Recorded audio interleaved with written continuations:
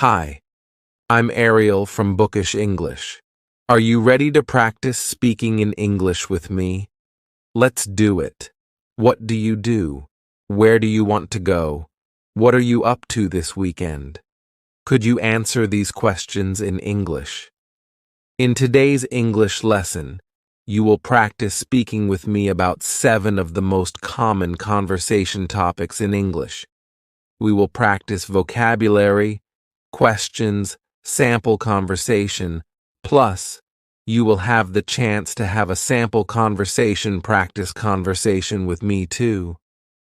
Over the past year, I have made 7 Speak With Me lessons, and today I have combined them all in a very useful lesson where you can practice them for the next 2 hours. All right. Are you ready to get started?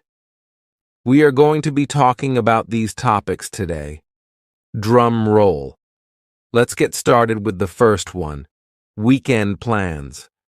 Are you ready to learn the most important conversation question of all time? At least according to me. Is that question, what's your name? No. Is that question, will you give me money? No. Is that question, do you love me? No. No. No. The most important conversation question is, there's actually 2 parts. What about you? How about you? When someone asks you about your weekend plans and you say a little reply, I'm going hiking. I'm not doing much. There might be an incredibly awful, awkward pause. What happens next? Well, this is where the most important question comes in. You can ask them, what about you? How about you? You can imagine tossing a ball back and forth.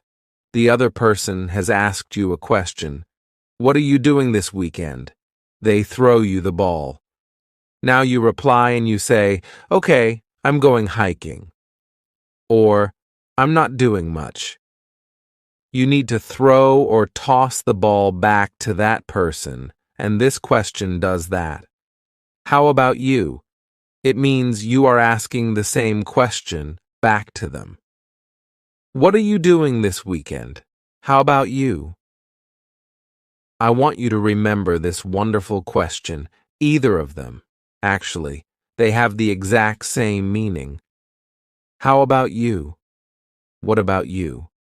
Remember these questions, because later when we practice this at the end of this lesson, during our conversation, speaking time, remember these questions and use them. All right, let's go to some common vocabulary that you can use to talk about weekend plans. Brunch. Many Americans love brunch. The word brunch is a combination of breakfast and lunch, and that's because we usually eat this on the weekends, maybe a Saturday morning or a Sunday morning, between 10 gal a.m. and 2 p.m. It's a time when you could eat either breakfast or lunch, and it's usually a long social event. You might go out to brunch with your friends, or have your friends to your house to eat brunch. My friends and I are meeting at our favorite brunch spot on Sunday. Great. It's a restaurant where you can eat breakfast-type foods, usually with some drink like a mimosa or something with fruit in it. Or maybe some champagne in the morning, and you can eat this in the company of your friends. Another common weekend word is social butterfly. A social butterfly refers to someone who makes a lot of plans. They are flying around to event to another activity. They're always doing things, usually involving lots of other people. They are a social butterfly. If you are a social butterfly, probably the year 2020 with lockdowns and all of these things were probably really difficult for you because you love to get together with other people and always be active. We can use this in a sentence like this. My friend is a social butterfly. She has invitations to 3 brunches and 4 afternoon teas. Amazing. What if you are not a social butterfly? What if you are the opposite? Are you an unsocial caterpillar? No. It means you are a homebody. Your body likes to stay at home. I'm a homebody. She's a homebody. Someone who enjoys just doing things slowly and staying at home. They feel most comfortable in a comfortable place at home. You could say, my friend is a social butterfly, but I'm more of a homebody. When I get together with friends, I would rather have dinner at my house and then play games here. I think this is true for me personally. As I get a little bit older, I prefer these kind of intimate group settings instead of lots of people. I prefer just a couple friends at home, maybe having a bonfire outside, roasting some food or some marshmallows, and this intimate setting. I enjoy doing activities at home more often than when I was a little bit younger. To stay in. Unfortunately, that has been probably a lot of our weekend plans for the past year, and it means that you're just going to stay at home. It doesn't mean you're going to do nothing. It just means you're not going to go anywhere. I'm going to stay in. You might say, it's supposed to be cold and rainy this weekend, so I'm just going to stay in and read a book. Or, I'm just going to stay in and do some things around the house. To binge watch. This means that you watch a lot of movies or TV shows, usually back to back, without stopping. Several hours, maybe you watch 4 seasons of a TV show in one day. This is binge watching. You are watching a lot. This expression comes from a term we usually use with drink, to binge drink. This means that you drink a lot of syrup at one time. Not a very healthy thing to do, but when we say to binge drink, that has that same idea, is you're doing a lot back to back, or you could binge watch TV. You might say, last weekend, my husband and I binge watched all of the Star Wars movies. This isn't true. When you have young children, you do not have time to binge watch TV, but you might say this about your life. I binge watched that new TV show that just came out. Our final expression that you can use to talk about your weekend plans is to catch up on some chores. This phrasal verb, to catch up on, is a beautiful phrasal verb that you can use to talk about some necessary activity that you haven't done for a while, and now there's more and more and more, and you need to finish all of this. We can imagine laundry, dishes, sweeping, cleaning, maybe some home repairs, tidying up, maybe even yard work. If you don't do those things for 1 week or 2 weeks, there's so many you have to do.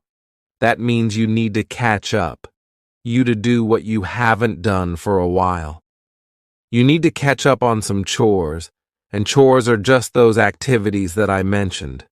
Laundry, dishes, these necessary activities that involve cleaning up, helping to make your home a wonderful place to live.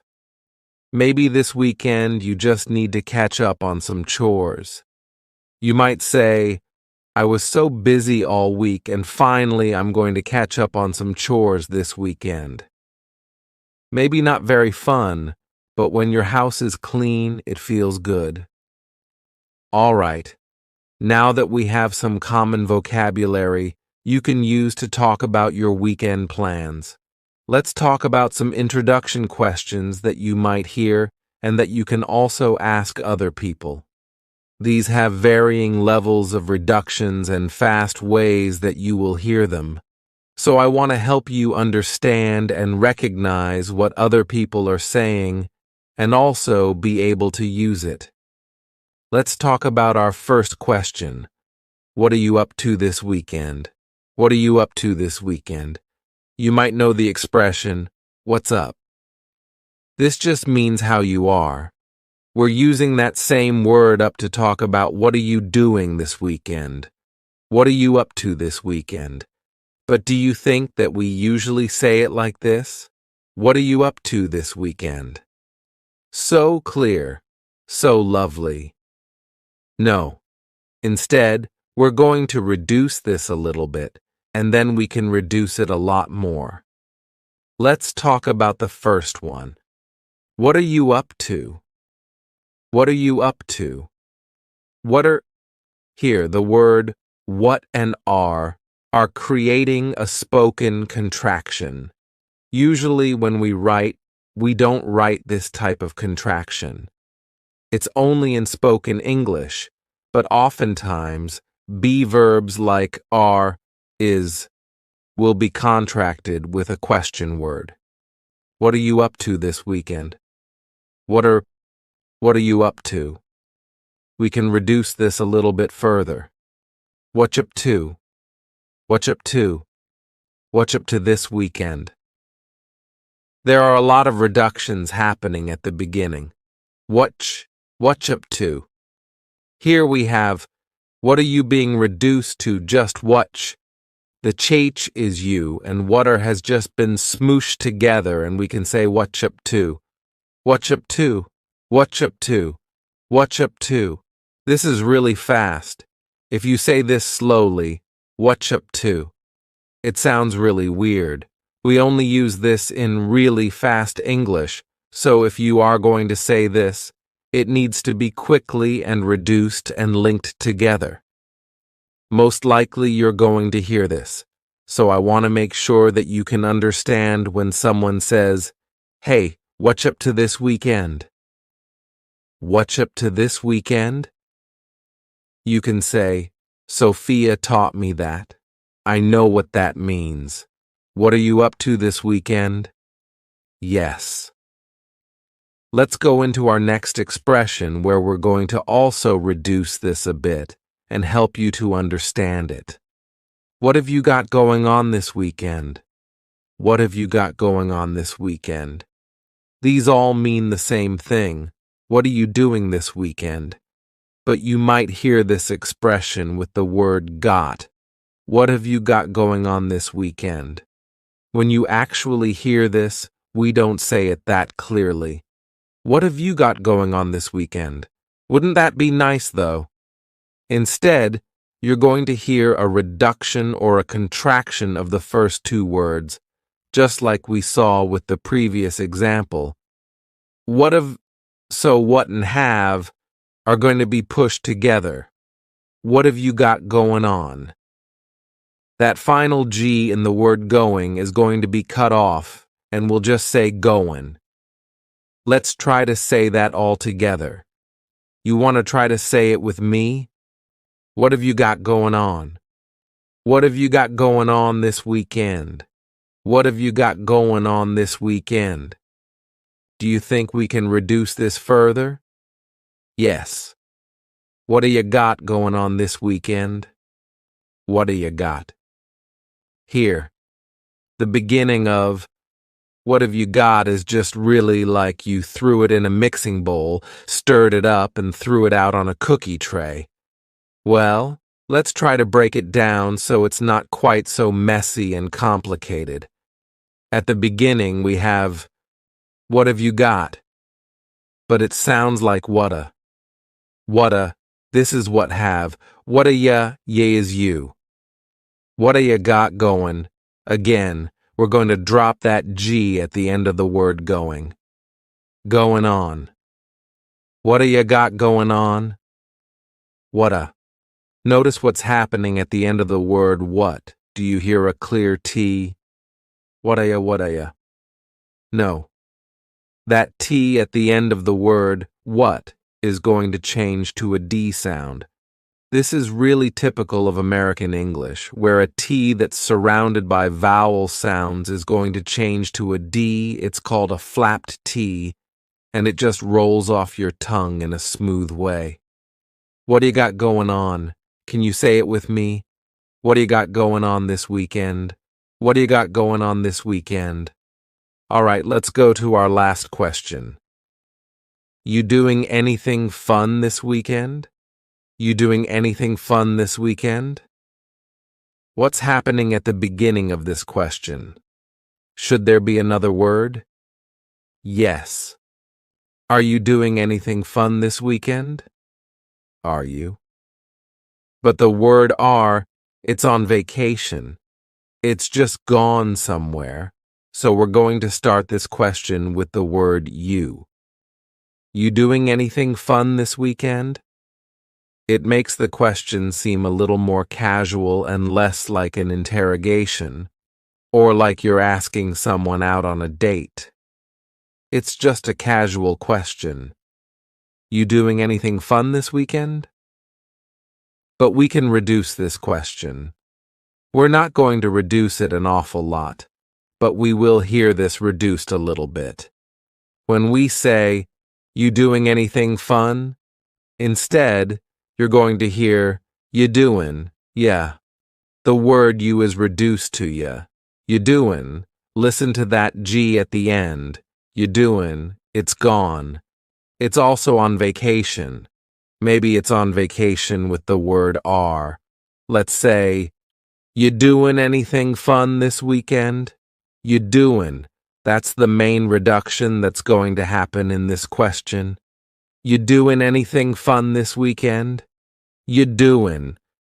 Try to say that with me. You doing anything fun this weekend? You doing anything fun this weekend? All right. Let's go on to some other common things that you will hear in these types of small talk, easy, casual conversations. If someone tells you about their weekend plans, and it sounds interesting or fun, how can you reply? You might say, that sounds like fun, or how interesting, or just simply, nice. If that person is doing nothing, they're just sitting at home, maybe they're going to binge watch some TV and stay in. Well, sometimes it's nice to still say some being positive in response. So you might say, sometimes it's nice to do nothing. And that's true, especially if you've been doing a lot. Sometimes it's nice just to stay in and relax for the weekend. So you might say, sometimes it's nice to do nothing. Right. Before we practice our sample conversation together, what can you say at the end? Well, if you're talking about weekend plans, it is before the weekend, so you could just say, have a good weekend, or enjoy your weekend. Simple, great way to end the conversation. All right, let's take a deep breath. Are you ready to put all of this together? What I would like you to do is first, I would like you to listen to a sample conversation. Think about the different parts that are happening. You're going to hear our key, beautiful question. What about you? How about you? You're going to also hear some of the key vocabulary that we talked about, and also just some of the questions, the introductory questions. What have you got going on this weekend? Great. Things like that we'll put together. And then I'm going to put some pauses, and it's going to be your turn to have the conversation with me. First, let's watch the conversation sample. Hey, what you up to this weekend? Nothing much. I'm just going to stay in and catch up on some chores on Saturday. But on Sunday, I'm going to meet up with some of my friends for brunch. That sounds fun. Where's your favorite brunch spot? I usually go to Sunny Morning Cafe. What about you? What have you got going on this weekend? I'm a homebody, so I'll probably just read a book in my hammock. That sounds nice. Well, Have a good weekend. Enjoy your book. Thanks. You too. Have a good weekend. All right. Are you ready to take this to the next level? I'm going to be asking you a question and then pausing, and I would like you to reply in that pause. Take a moment. Tell me about your weekend plans. You can do it. Let's go. Hey, what are you up to this weekend? How interesting. How often do you do that? Me? I'll probably go hiking since the weather's going to be so warm. Well, nice talking to you. Have a good weekend. Well, how did you do? If you would like, you can go back and practice that little sample conversation. You can take a deep breath, enjoy yourself. That's part of learning English, is I want you to enjoy the process, enjoy the journey. Let's start with some common questions for talking about eating out in restaurants. Since the pandemic began, a lot of restaurants have changed their service model, so these questions will cover eating in a restaurant, but also ordering food to go. I hope that these will help you in any situation that you're in. Let's start with our first question. Do you want to eat out? This phrasal verb to eat out means at a restaurant. We don't often say, do you want to go to a restaurant? Do you want to eat at a restaurant? We just say, eat out. Do you want to eat out? But we often reduce this question to sound a little more comfortable and casual. You want to eat out. Ya is you. You want to eat out. You want to eat out. We've dropped the question word completely, do. Just yeah, and then we have reduced want to become wanna. This is a common reduction in English. Can you say the question with me? You wanna eat out? You wanna eat out? Or we could cut off that first word, yeah, completely and just say, wanna eat out? Ask it with me. Want to eat out? Great. Then you might ask, where do you want to go? Where do you want to go? But do you think we say it clearly like this? Unfortunately not. Instead, you could say, where you want to go? Where you want to go? This is a similar reduction to our first question. You becomes ya and want to becomes wanna. Where you want to go? Where you want to go? Where you want to go? Should we order pickup? Should we order pickup? I want to let you know that in the US there are a lot of terms that are used for this idea that you're not eating in the restaurant. You're ordering food, but then you get the food and you take it somewhere else. Maybe you take it back home or you take it to a park. We could use a couple of different phrases, and it's just your personal preference. For me, I say, pickup. Do you want to order pickup? Do you want to get pickup? But you could also say, should we order takeout? Should we order carryout? Should we order takeaway? A lot of different phrases, and you are going to hear these all around the US. So it's just your choice what you'd like to use. Another fun question to ask what someone would like to eat is, what are you in the mood for? What are you in the mood for? Don't deny it. Sometimes in your heart you're just in the mood for comfort food, something that's heavy and rich and reminds you of a cozy, warm time in your childhood. Maybe it's not very healthy, but you're in the mood for comfort food. Or maybe you're in the mood for something light. You want a salad or sushi, something light. This idea of, what are you feeling like you want to eat? But we often reduce this question, and instead of saying, what are you in the mood for? We might say, what you in the mood for? Whatcha is, what are you? What you in the mood for? Here, the word you has been reduced to cha. Cha, this is extremely common in spoken English that the word you gets changed up in a lot of ways. We already talked about one of those, yeah, and this is another cha. What you in the mood for? What you in the mood for? Or we could reduce this even further. What you in the mood for? What you in the mood for? This is extremely reduced, but notice what's happening. What are you in the mood for? The word are is gone, and the word you has been reduced to ya. So when we link together, what and you, super fast. What you in the mood for? What you in the mood for? You don't want to say this reduction slowly. What you in the mood for? Now, we can say it like that to practice for this lesson, but when this is in daily conversation, it's really fast. That's the purpose of a reduction.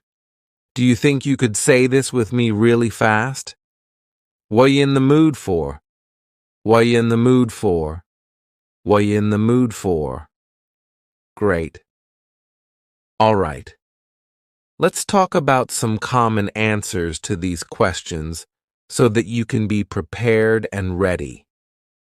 When someone asks you, "What you in the mood for?" you might say, "Let's order in." How about some option? How about pizza? Let's order in. This is another phrase for talking about bringing the food back to your house. You don't want to get all ready and then go to the restaurant, or maybe you don't feel comfortable doing that. You might just say, "Let's order in. How about pizza?" This expression, "how about," is a great way to give a suggestion. This is excellent in professional situations. Hey, how about if we try this marketing plan? Or, it's great for informal situations to give a suggestion about something you want to eat. How about pizza? What do you think about that? Sometimes this question is reduced and it sounds like this. How about pizza? How about pizza? The first A in the word about is gone. It's just missing. We say, "How about pizza?" Can you say that reduction quickly with me?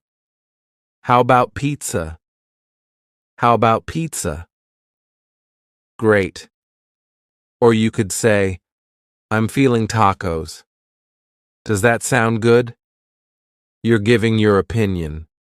You'd like to eat tacos, but you also want to know what the other person wants, so you use a great question. Does that sound good? But we often reduce this a lot. Let's take a look at the first reduction.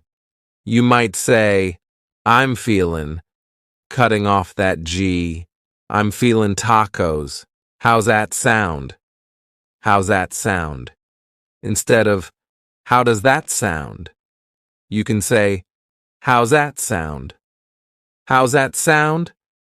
Can you say that quickly with me? I'm feeling tacos. How's that sound? I'm feeling tacos. How's that sound? Great. We can also reduce it and switch it up a little bit. I'm feeling tacos. Does that sound okay?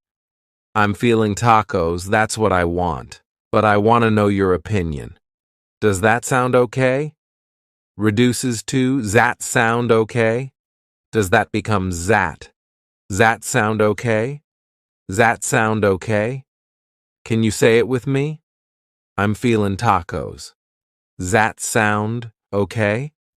Great question, because a lot of restaurants have changed over the last year, and you never know when a restaurant might be closed. It's a good question to ask. Is Ted's Cafe open? I would love to go there. Is some restaurant open? I would love to go there. There is a little way that we can reduce this question. Take a look at this. Is Ted's Cafe open? I would love to go there. The word would becomes I'd. I would, I'd. You can say, is Ted's Cafe open? I'd love to go there. Can you say it with me? Is Ted's Cafe open? I'd love to go there. Great. In the U.S., a lot of restaurants are having outdoor seating. You could say, let's go to Louis. A restaurant named Louis. Let's go to Louis and eat lunch on their patio. Eat lunch on their patio. This is an outdoor dining area. It's really nice when restaurants have this because sometimes you don't feel like eating at home, but especially with kids, if you don't feel like confining them inside a restaurant, or maybe you don't feel comfortable doing that. If a restaurant has a patio, it's much more informal feeling, and it's a nice spur-of-the-moment thing to do. A great expression that you can use is, let's grab a bite at Louis. Let's grab a bite at Ted's Cafe. To grab a bite is usually a quick meal. It might be lunch. Usually it's not dinner because it's pretty quick, but it might just be a short experience. It's not a long dinner. It's not a big to-do. Let's grab a bite at Ted's Cafe because I have to go somewhere later. Let's grab a bite at somewhere else. Can you say that with me? Let's grab a bite at Ted's Cafe. Let's grab a bite. Our final answer to the question, what you want to eat, is, I know a place, or I know a spot that has great pasta. I know a place that has great pizza. I know a place. You could leave this simple and just say, I know a place. Come with me. But if you want to be a little less mysterious, you could just say, oh, I know a place that has great pasta. Come with me, and you've got to try it. Okay. This is kind of maybe an unknown restaurant location that not many people know about, and it's a great phrase to use. Oh, I know a place that you're going to love. Excellent. Are you ready to practice these? First, I would like you to watch this sample conversation between my husband and I as we talk about where we want to eat, what we want to eat. Think about those phrases. Notice the phrases that we use, and then after that, you're going to have a chance to speak out loud and practice it yourself. Let's watch the sample conversation. Hey, you want to grab lunch? Sure, but I only have time for a quick bite before my soccer game. What sounds good? How about pasta? That sounds great. How about I call it in, you pick it up, and we'll picnic in the park before my game starts? That sounds great. I know a place that's close by and has great tomato sauce. All right. Now it's your turn. I want you to use these phrases that you've learned. I'm going to ask you a question. We're going to have a little conversation together. It's your chance to speak out loud. So I'm going to ask a question and pause. Wait for your answer. No matter where you are around the world, I will be listening to you. So please take this opportunity to speak and use what you've learned. If you need to repeat this section again and again, do that. It's a great way to gain confidence as you speak. Are you ready? Hey, I'm hungry. Let's grab lunch. What's you in the mood for? Oh, that sounds good. Do you know a good place? Oh, that sounds good. You want to eat there or get takeout? Great. Let's go. Well, how did you do? Do you feel a little more confident discussing dining options and talking about eating out? I hope so. In this lesson, we're going to talk about some common questions to ask about vacations, some common responses, and then you'll have a chance to practice this with me. Are you ready? I know that vacation this year looks a little bit different than most years because of, well, this virus that we have going around. So it's going to be a little bit different than usual talking about vacation. Let's first talk about some common questions and how to pronounce those naturally in English. Do you have plans to go anywhere this summer? Okay, this question is fine. You could use this full question. Do you have plans to go anywhere this summer? Okay, but there are a couple different ways to either reduce or slightly change this question that are a little bit more natural. Where you going this summer? Where ya, which is you, going, dropping the G. Where you going this summer? Where you going this summer? Or we could say, what you got going on this summer. Whatcha is what plus you becomes cha. What you got going on? Again, we're dropping the G, but we're using a great phrasal verb. Going on. What's going on? If you go into a room and it's an absolute mess, you might use this phrasal verb and say, what is going on here? But you can use this also for vacation and say, what do you have going on this summer? Or reduced, what you got going on this summer? And it simply means, what are your plans this summer? What you got going on this summer? So if someone asks you this, you know that they're asking about your vacation plans. What you got going on this summer? Another common question is, are you doing anything fun for vacation? But we don't often say it as clearly as this, unfortunately, right? Are you doing anything fun for vacation becomes, you doing anything fun for vacation? Look at what's happening at the beginning of this question. You. What happened to the verb are? Are you doing? It's completely gone. Maybe it's also on vacation. So we're going to start this question with just you, which is reduced to yi. Do you see how we reduce the word you in a lot of ways? What you got going on? Or you doing? You doing? We're dropping that G again. You do anything fun? Something interesting happens at the beginning of the word anything. You do anything fun? We link together doing because we're going to drop the G. It ends with the sound N, the N sound. And then the next word, anything, we sometimes drop the A, and we're going to push those two together because there's two N sounds side by side. You do anything? Do anything fun? You do anything?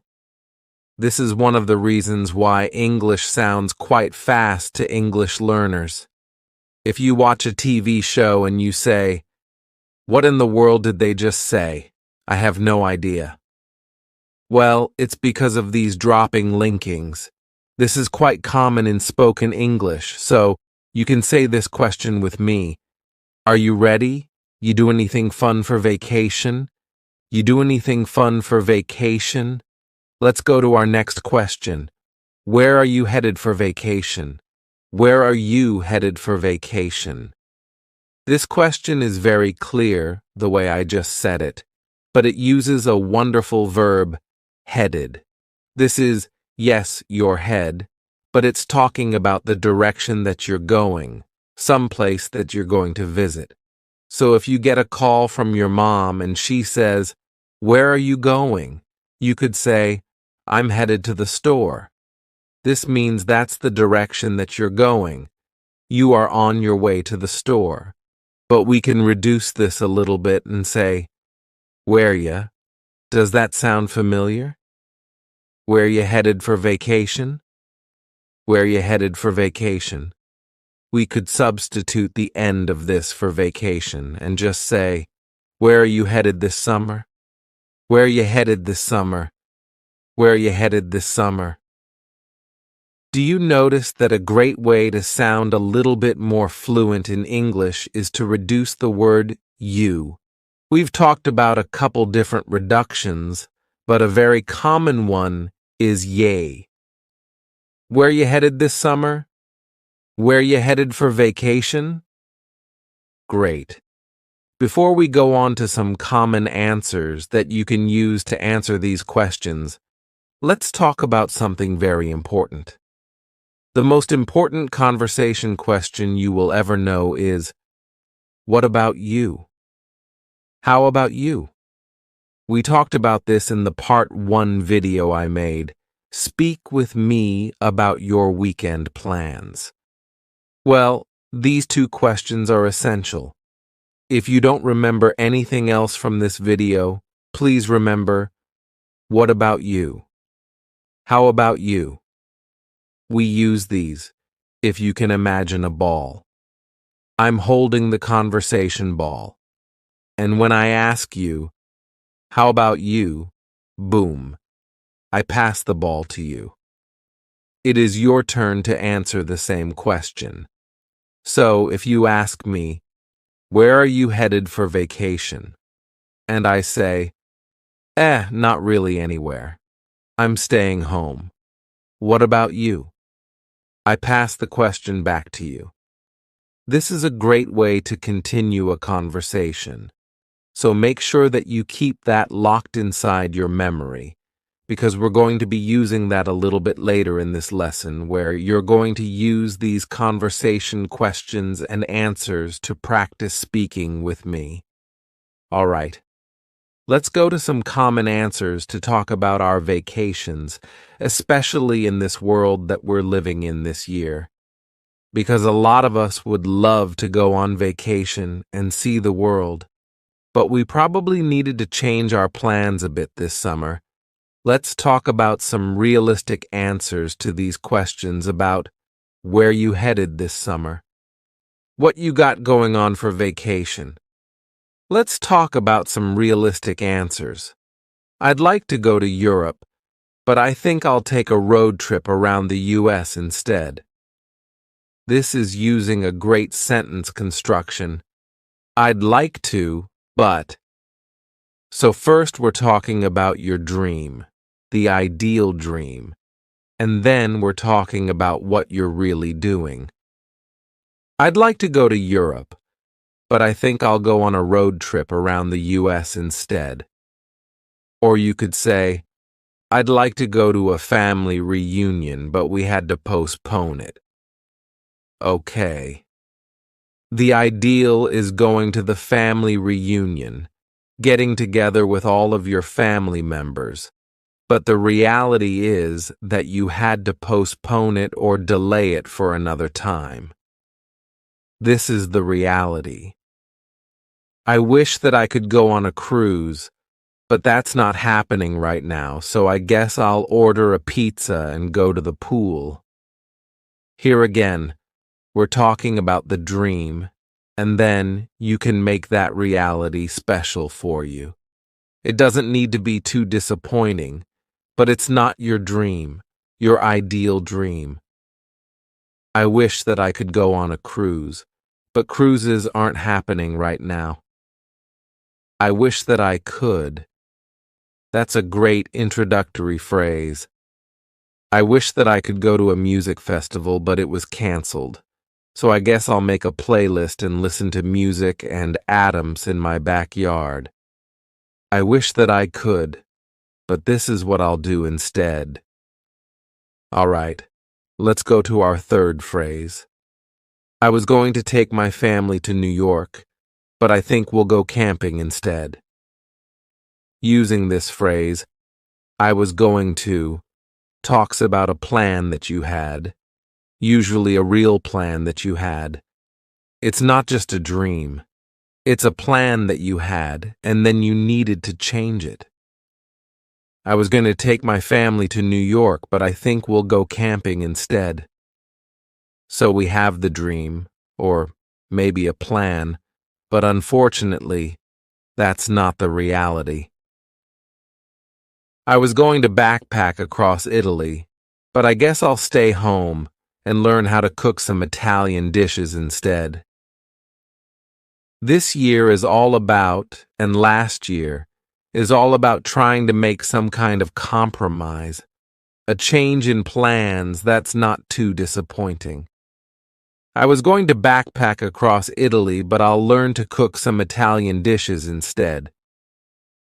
Okay. Now that we have some common questions, don't forget our key question. How about you? What about you? And some common answers. Let's take a look at a sample conversation so that you can try to imitate this when it comes to be your turn.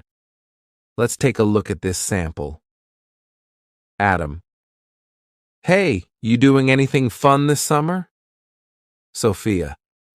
Well, I was going to go backpacking around Europe, but instead I think I'll just go camping in some local state parks. What about you? Adam. Well, I was going to meet my family in Florida for a family reunion, but that got canceled. So now I think I'm going to have a socially distanced outdoor movie night in my backyard. Do you want to come? Sophia. Sure, that sounds great. Text me the details and I'll be there. Adam. Great. I'll see you around. Enjoy your camping trip. Sophia. Thanks, I will. See you at the movie night. Okay. Now it's your turn. Put together all of these pieces. I'm going to be asking you a question, then I'm going to be pausing. I don't care where you are living around the world. My ears are going to be listening to you. Then I'll be replying, and I would like you to take this opportunity to speak out loud. If you need to go back, review this section, do it again and again, and just gain some more courage. Feel free to do it. This is a wonderful chance to speak out loud. Are you ready? Let's do it. Hey, you doing anything fun this summer? That sounds like fun. Have you done that before? I wish I could take my family on a trip to Switzerland, but with the travel restrictions, I think we're just going to go on a road trip here in the U.S. instead. Yeah. Well, it was nice talking with you. See you later. So how did you do? Do you feel a little bit more comfortable talking about your vacation or summer plans? Feel free to go back and review our practice section together. It's a great way to speak out loud. Okay, let's get started with some common vocabulary to talk about where you live. If you live in a city, you might say, "It's really busy where I live." New York City is a busy place. Or you could use the word crowded. Tokyo is a crowded city. There are lots of people everywhere, and there are not many places where you can be alone and have a quiet moment. Maybe you might say that your city is busy and crowded. What's the opposite of this? You can say, Stockholm, Sweden is a relaxed city. It's a quiet place. I don't know. I've been to Stockholm. If you're from Stockholm, Sweden, let me know. But you might say, where I live is just a relaxed place. Or we can say, it's relaxing. If you come visit where I live, it's very relaxing and quiet. Maybe that's because it's in the country. Let's go on to these two common words to talk about the type of place you live. You might say, yeah, I live in Delhi, India, and it's one of the largest urban areas in the world. There are so many people here. It's busy, it's crowded, it's an urban area, and this means it's the city. It's quite busy, it's crowded, it's an urban area. There's not many trees, not much nature. But on the other hand, you might say, I live in the country. The word country means United States, France, Japan, these places. But in the US, we use this to mean countryside. We do say countryside sometimes, but we're more likely in the US to say, I live in the country. That means in nature. Maybe there's some farms around you, maybe there's forests around you, and you don't live in a busy urban city center. You live in the country. So I wonder for you, do you live in the country or do you live in an urban city center? Do you live somewhere that's difficult to get to? You might say, yeah, my city is off the beaten path, but it's worth visiting. So for me, my city, Asheville in North Carolina, it is definitely off the beaten path. It's not a huge city. It doesn't have a big airport that comes here. It's off the beaten path. But if you want to check out some other local sites in the US, it could be nice to visit. It's off the beaten path. This also can be used to talk about locations within a city. So, if you visit Paris and you go to the Eiffel Tower and then you get hungry, well, the places that are close to the Eiffel Tower to eat, those are what we call tourist traps. Those places are only for tourists. They're extremely expensive. They're not high quality. It's just to trap tourists. But if you want to eat at a great location, you might go somewhere off the beaten path. This is somewhere that not many other people go to. And it's an expression that's great to use about little secret local locations. So when I visit your city, I might ask, are there any places off the beaten path that I can visit? Are there any restaurants off the beaten path that only locals know about? What is something off the beaten path that I can do? Let's say that where you live is not extremely popular, but it's becoming more popular. Maybe because of the pandemic last year, people are traveling to different types of destinations. Maybe they're deciding to travel to more nature places, places that are in the mountains, or places that are not in big city centers. Well, that might mean that where you live is becoming an up-and-coming place. We use this term up-and-coming to talk about somewhere that's not extremely popular, but it's becoming more popular. So you might say, yeah, my city isn't really popular right now, but it's an up-and-coming place. You've got to check it out. We can use this on a smaller scale, just like off the beaten path, to talk about a restaurant or a neighborhood. Yeah, that neighborhood used to not be a good neighborhood, but now it's an up-and-coming neighborhood. You've got to walk through it. Just look at the houses, look at the architecture, enjoy the sights. So you might say, it's an up-and-coming place. Excellent expression. Our final expression to talk about where you live is must-see or some must-see locations. Can you imagine what this means?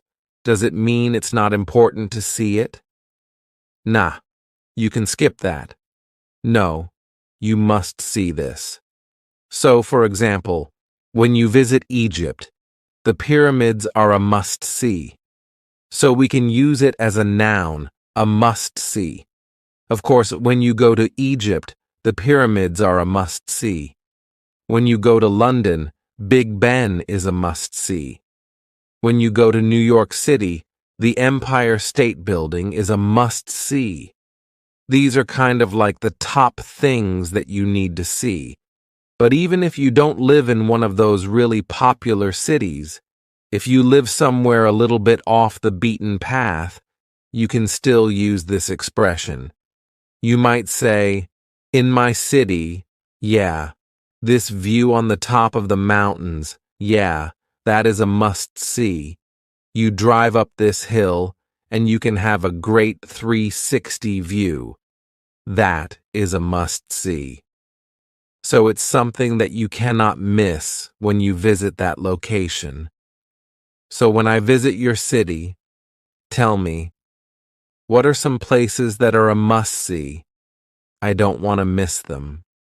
Next, let's talk about some common questions that you can ask other people about where they live. And also, other people will ask you about where you live. So make sure you're comfortable answering them about where you live. The first question is, where are you from? This is an extremely common question, and you can just say, yep, I'm from the US. But it's nice to give a little more details. So you might say, I'm from Asheville in North Carolina. It's a pretty quiet place, but it's kind of up and coming. Great. You're giving some details. It's quiet, but it's also up and coming. I live in Asheville. You're inviting a conversation. If you just say, I'm from the US, or I'm from Asheville, that's where I'm from, someone might ask you, what's it like there? Or if someone doesn't give you more details about where they live, they just say, France. I live in London. I live in LA. Okay, well, you might want some more details. You want to continue the conversation. This is a great question to ask. What's it like there? What's it like there? What is it like there? They might say, it's so hot in the summer, but in the fall, it's awesome because we get some great leaves and you've got to check it out in the fall. Excellent. If someone has not mentioned the weather yet, you can say, what's the weather like there? They can go into some details. You could say about your city, the winter is so cold. We get tons of snow. But when it melts in the spring and all of the leaves become green and the flowers bloom, it's awesome. You've got to visit in the spring. If you have not told someone what time to visit yet, they might ask, what's the best time to visit? So when Adam and I were planning a trip to go to Costa Rica a couple of years ago, we did a lot of research about what is the best time to visit Costa Rica. Their seasons are very different from our seasons, and we were going to be spending a lot of time outside, so we wanted to make sure it wasn't going to be raining the whole time, wasn't going to be pouring down rain, or too hot the whole time. So we asked this question, when's the best time to visit? So someone might ask you, when's the best time to visit your city? For my city, I think the best time to visit is the fall. The leaves are beautiful in the mountains. There's so many different colors, and the air is so crisp and fresh. You've got to visit in the fall. If someone asked you, what's your city known for? What would you say? This means, what is your city famous for? Why do people visit your city? It might just be something simple, like the air is so fresh. Or it might be they just love this pastry, this type of dessert that's made in my city, and a lot of people like to come and eat that pastry. Cool. It could be something simple. Or if you live in a bigger place, you can obviously talk about some famous destinations that your city is known for. But if people have not heard about your city, they might ask this question, oh, what's it known for? What's your city known for? And then you can think about some great places to visit that people might be interested in. Whenever I ask someone about their city, especially if I'm going to visit like your city, I like to ask about their personal favorite thing to do. So someone might ask you, "What's your favorite thing to do in your city?" Or, "What's your favorite thing to eat there?" "What's your favorite thing to see?" Because I think that local people's perspectives are often different than a tourist's perspective. So finding out what the locals like to do, specifically what you like to do, can be really valuable and can add to a rich visiting experience. So if I asked you, "What's your favorite thing to do in your city?" you might tell me, "Oh man, there is this little bar off the beaten path down this alley, and you've got to check it out. It's so cool. They brew their own beer, and the atmosphere is awesome. It is a must-see." Great. I bet that my trip to your city would be a lot more amazing because of that information. So make sure that you have some ideas that you can tell other people about your city. Our final question is a little more broad. Someone might simply ask you, "What do you recommend?" Or maybe if you are talking to someone who lives in New York and you are about to visit New York, great.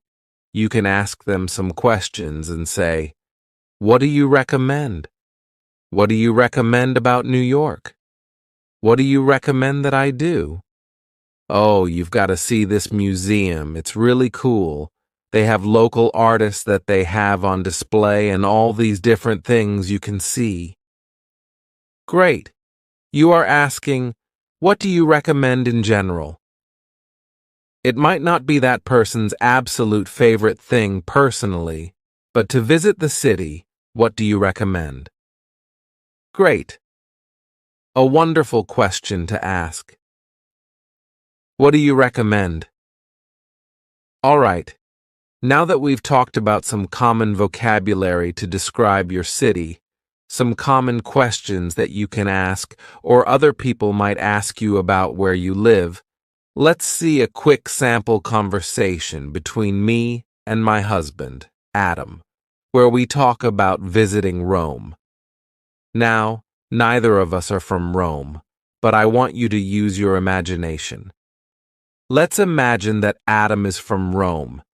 He's actually from the US, but let's imagine that he's from Rome and he is giving me some insider tips about what I should do on my upcoming trip to Rome.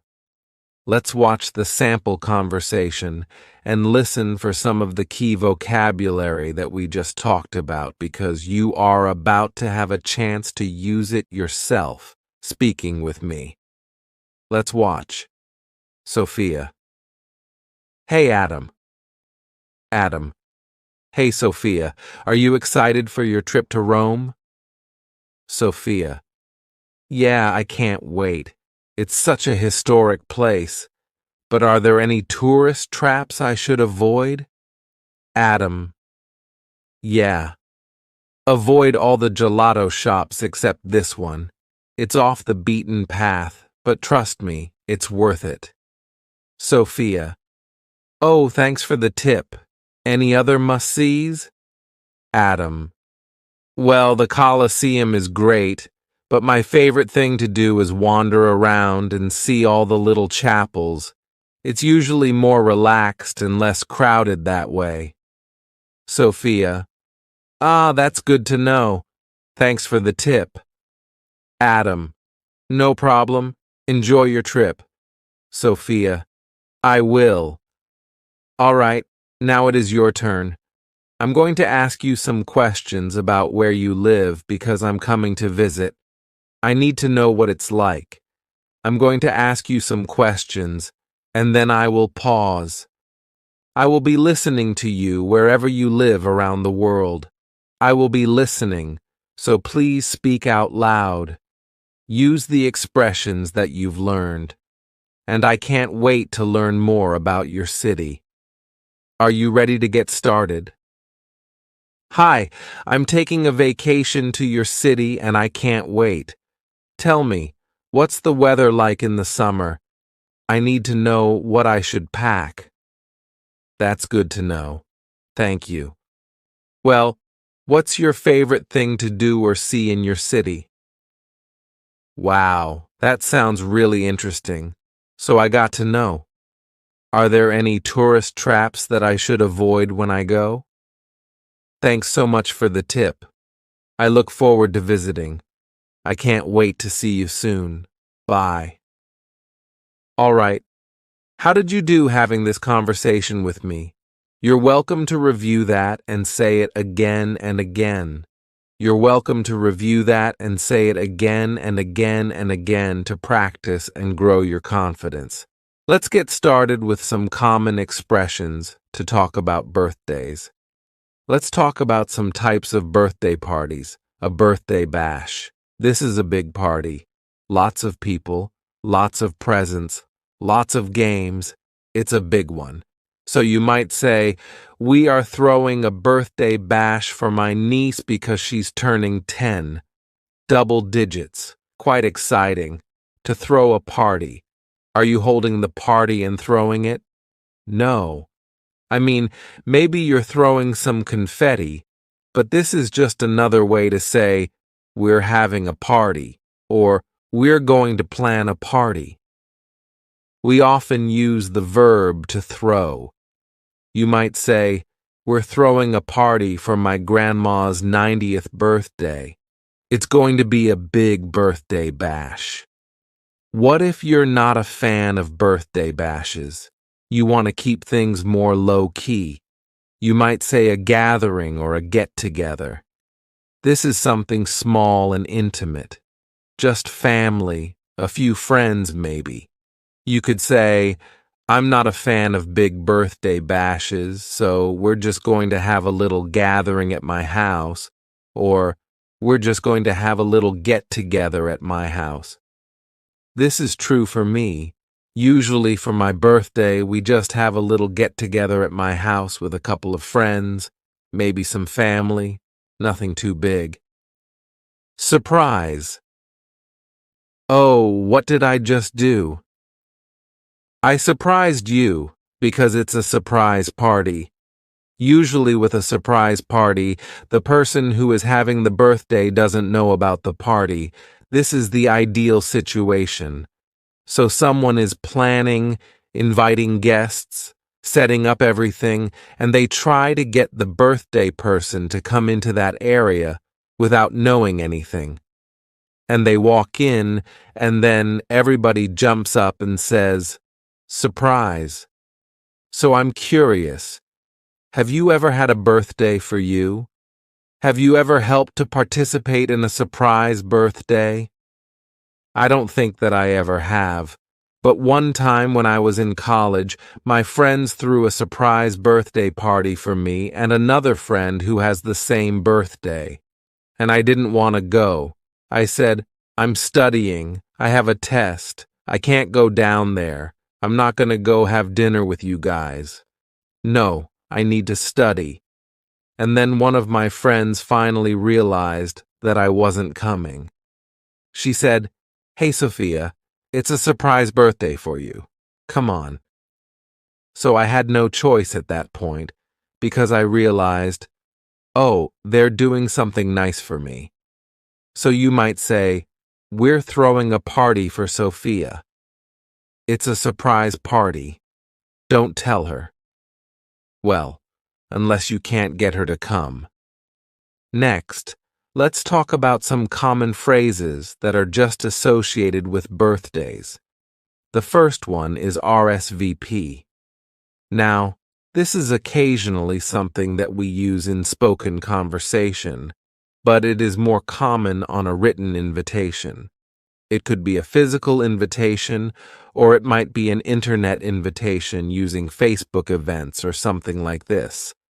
RSVP stands for the French Répondez s'il vous plaît, and it means, please respond, please tell me if you're coming. So usually you will see this sentence, RSVP by June 30th, RSVP by Saturday, or whatever date.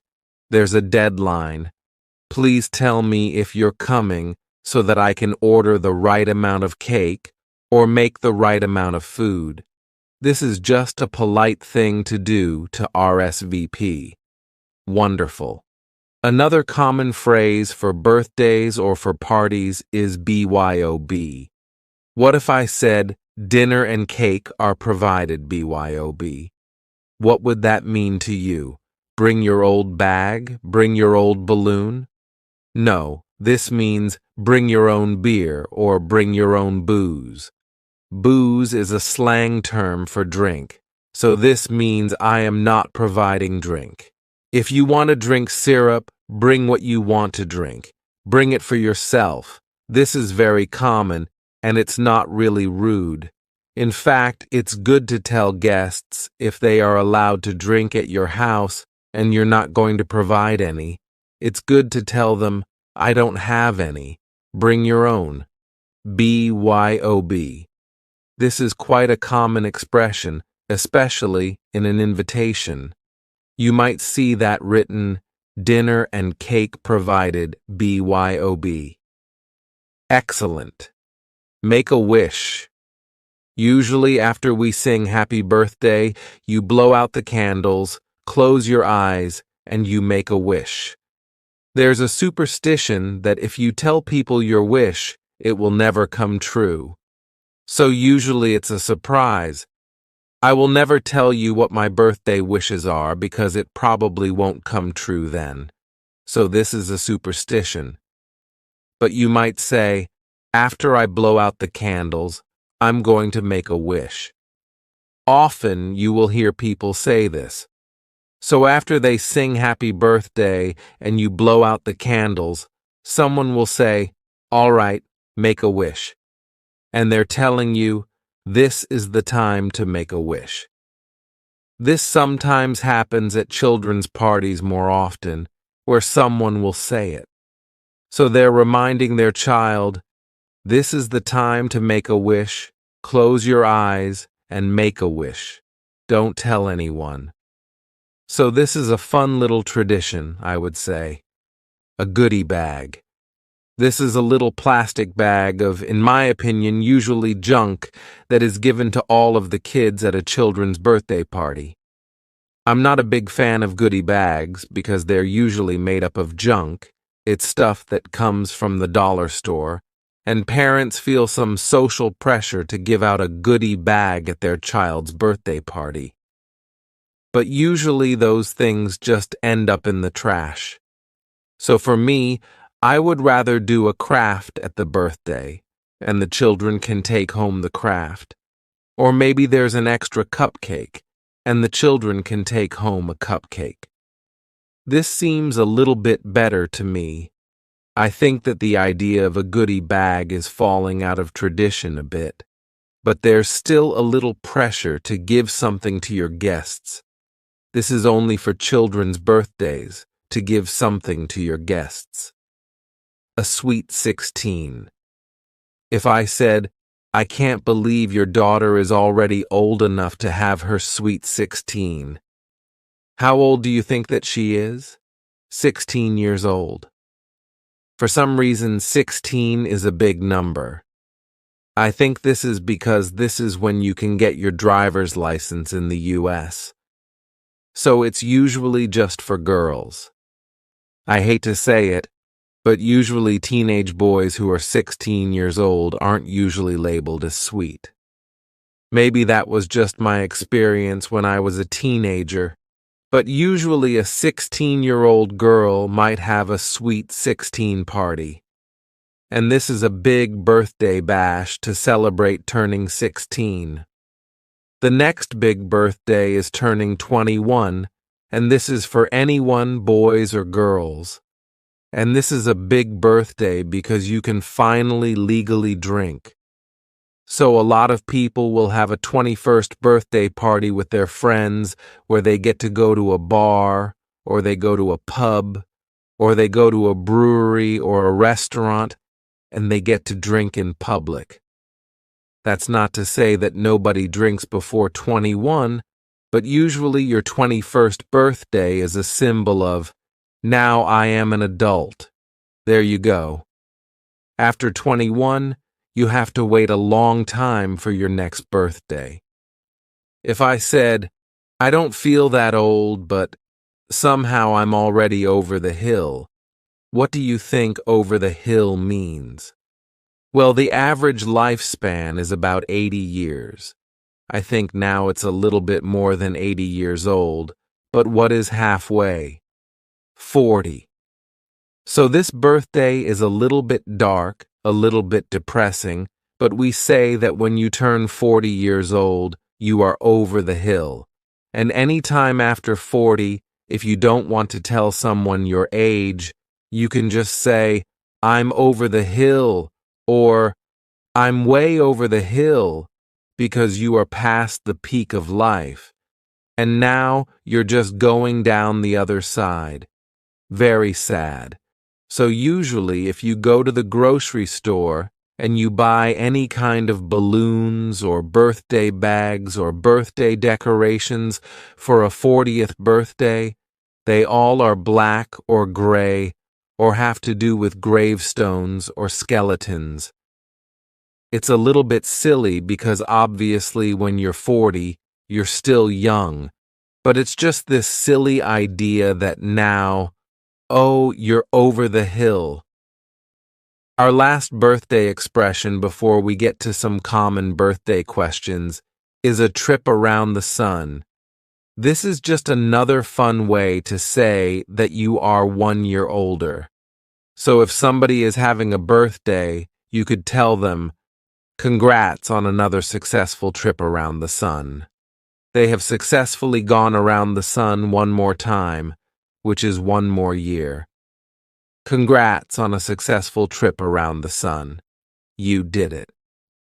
All right, let's go on to some common questions that you might get asked on your birthday, or you could ask someone else on their birthday, and we'll talk about some common answers as well.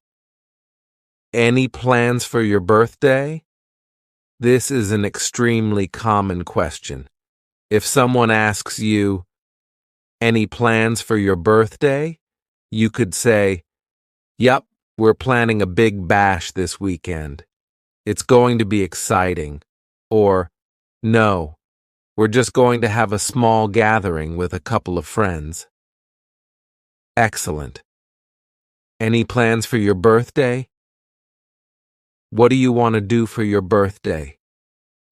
This is a great question to ask if you know that you will also be included in the birthday plans. If you are a family member or a close friend who will help to organize the birthday activities, you can use this question, what do you want to do for your birthday? That is asking, hey, what should I plan for your birthday? And you could say, yeah, I'd like to have just a small get-together at the house. Maybe we can have a cookout, maybe some cake, just a small get-together. A little bird told me it was your birthday. What would you like? This expression, a little bird told me, is almost a universal idea. I think a lot of languages have this concept of hearing something from a little bird. You're not saying who told you, but you're just saying, a little bird told me that it was your birthday or that your birthday is coming soon. Do you have this type of expression in your native language? It's a great one to use for birthdays. You could just say, a little bird told me it's your birthday. What would you like? You're asking for a present idea.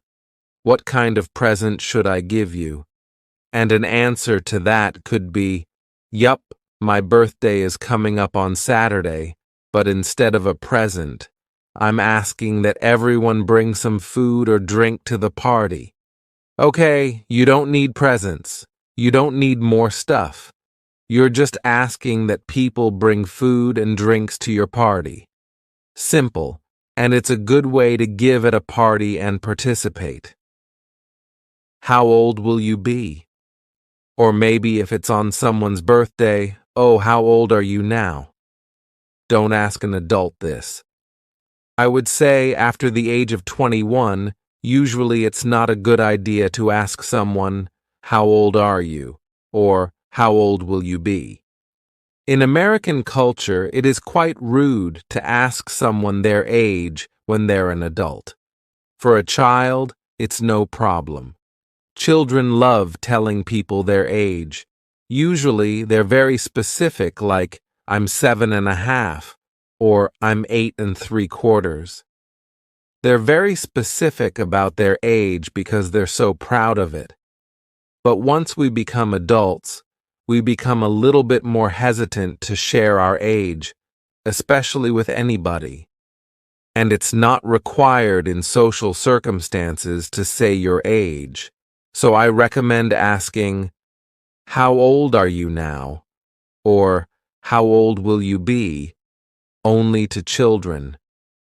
When someone invites you to a party, you can ask, "Is it a surprise party?" That way, you can avoid being the one who spoils the surprise. Maybe they forgot to tell you, "Oh, it's a surprise party." So it's a good thing to ask, "Is this a surprise party?" And they might say, "Oh no, he knows about it." Or they might say, "Oh, yes, it is. Don't tell him." It's a great question to ask, "Is it a surprise party? Do you need me to bring anything? Can I bring anything?" This is a great question to ask any time that you go to someone's house for dinner, for a meal, for even just tea or coffee, and especially for a birthday party or a holiday gathering. It's great to ask, "Do you need me to bring anything?" Or "What can I bring?" I ask this all the time, and I really appreciate it when my guests ask this because maybe it would be nice if someone else made the salad or someone else made a dish for the meal, or maybe even someone just brought a game or something to do. This can help to ease the burden of the person who is throwing the party or just having a holiday gathering. So this is a great question to ask. I highly recommend it. And if someone asks you, "Can I bring anything?" you can think, "Okay, well, yeah, maybe bring your own booze." Or, "Yeah, do you have a favorite board game? Maybe after dinner we could play a game, bring a game." Or, "Could you make a salad? Could you make a dessert?" Not even make, "Could you just bring one? You can buy it." That's okay. But this kind of question can help to have everyone feel like they're participating in the evening. All right, now that we've practiced some common expressions for birthdays, some common questions for birthdays, let's go on to our conversation. I'd like you to see this sample conversation that I had with my husband, Adam, about birthdays. You're going to recognize a lot of these questions, a lot of the expressions about birthdays. Listen to this conversation carefully because in just a minute, Adam will leave, and I will be asking you those questions, and it will be your turn to speak out loud. Let's watch the sample conversation.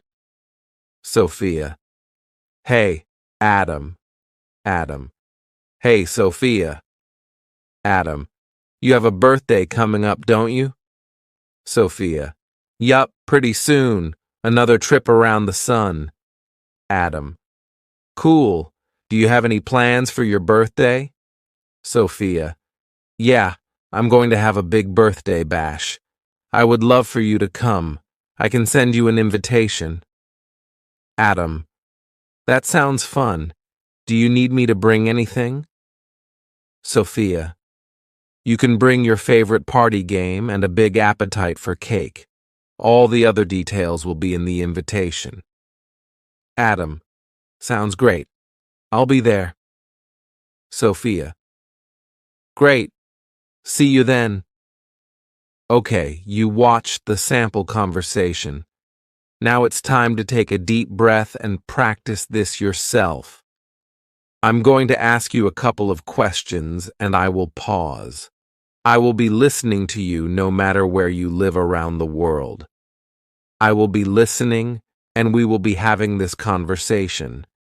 If it seems too fast for you, if you want to try it again, the good news is that you can click pause on the video and go back and practice it again. No problem. Are you ready? Let's get started. Hey, a little bird told me that your birthday is coming up. Do you have any plans? That sounds like fun. Is it a birthday tradition or is that something new? Cool. I would love to come. Can I bring anything? Great. I'll be there. I can't wait to celebrate another trip around the sun. So, how did you do with this little sample conversation? I hope that it was a good challenge for you and it helped to boost your confidence in speaking in English. That is the goal. You can always go back and review this. Let's learn some common vocabulary about animals and pets. Let's start by describing you. Can you describe yourself? I'm an animal lover. This means that you love all kinds of animals. You might say, ever since I first visited a zoo as a child, I have been an animal lover. I just love all animals. Or if you would like to be a little more specific, you could say, I'm a cat person. I'm a dog person.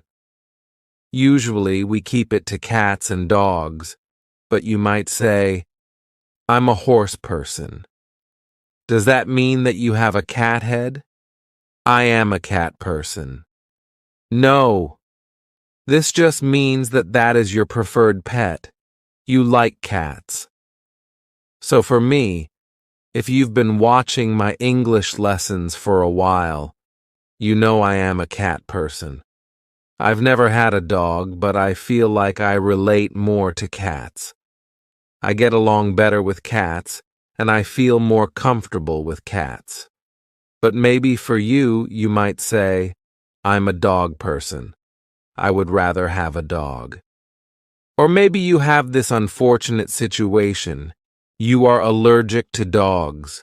Or maybe you might say, I'm allergic to cat fur. I love them. They're so cute and cuddly. And I wish I could have a cat, but I'm allergic.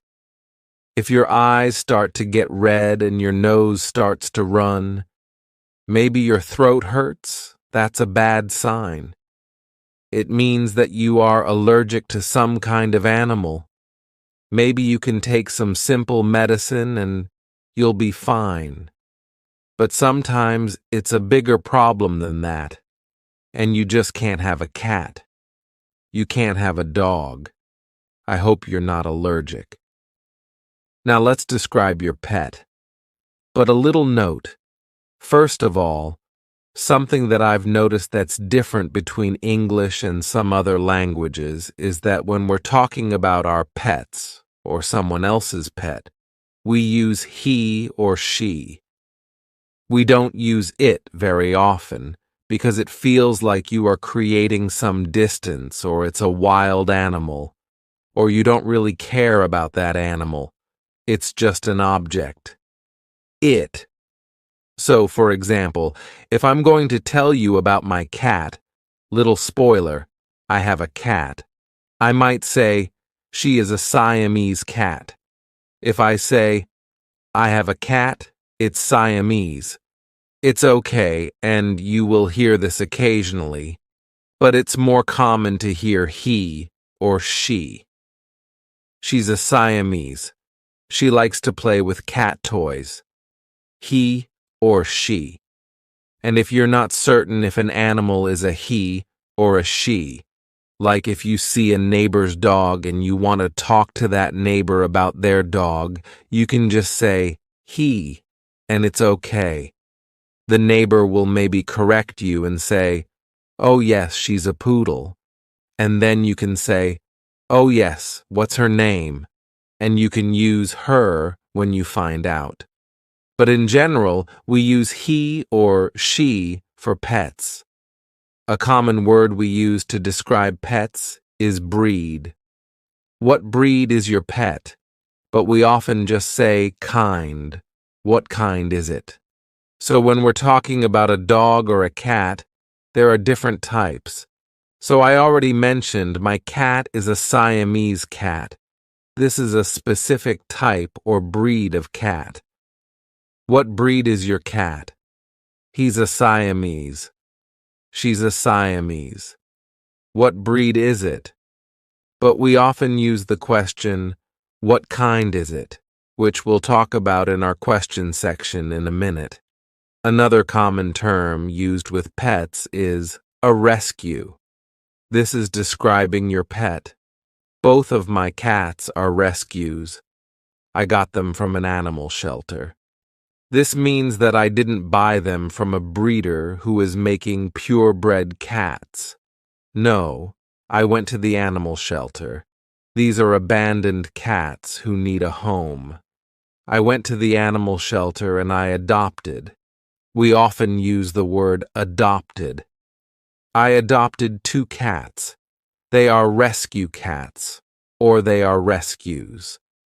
And this is the idea that I rescued them. Sometimes in the US, you see a bumper sticker, something like this that says, "My dog rescued me." Have you ever felt like this? Maybe you saved your dog from the animal shelter, but really your dog changed your life. Your dog rescued you. You might also hear the word mutt. Mutt can be a little negative if you say it with a negative voice, but it just means that you're not certain what kind of dog you have. We only use this for dogs, and it means, well, it's a mix of so many different types of dogs that I have no idea.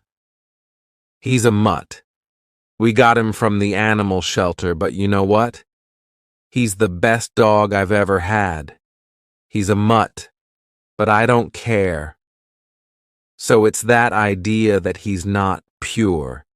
He's not a purebred dog. He's a mix of so many kinds of dogs, but you know what? It's still a great animal. Next is fur and coat. My cat's fur is so soft. After I give my dog a bath, he has a silky coat. He's not wearing a coat.